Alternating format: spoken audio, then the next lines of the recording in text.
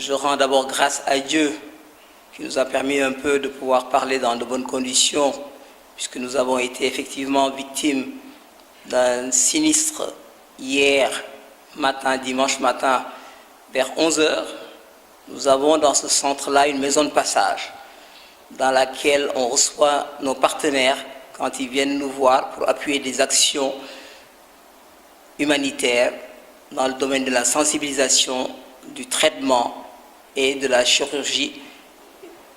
oculaire. Donc c'est une maison qui a été équipée et avec donc des chambres achalandées et qui étaient donc dans la cour du centre. Donc régulièrement des équipes de partenaires viennent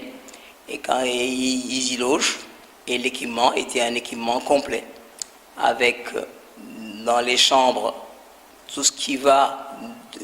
des lits équipés, une literie, des salles d'eau, des lieux communs avec donc une cuisine équipée avec une cuisinière et un frigo, une salle, un salon donc qui nous permet un peu de nous retrouver après avoir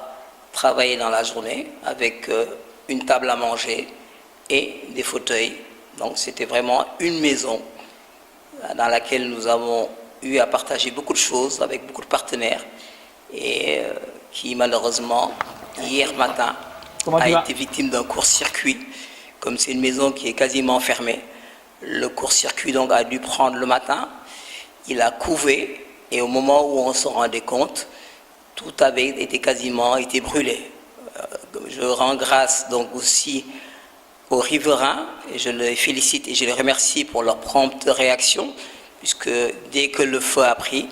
tous les riverains qui sont dans le village de pêcheurs qui jouxte le centre sont venus à la rescousse, nous ont aidés à éteindre le feu en attendant que les soldats du feu viennent aussi, toujours dans leur qualité et dans leur rigueur, viennent pour nous aider et pour éteindre le feu.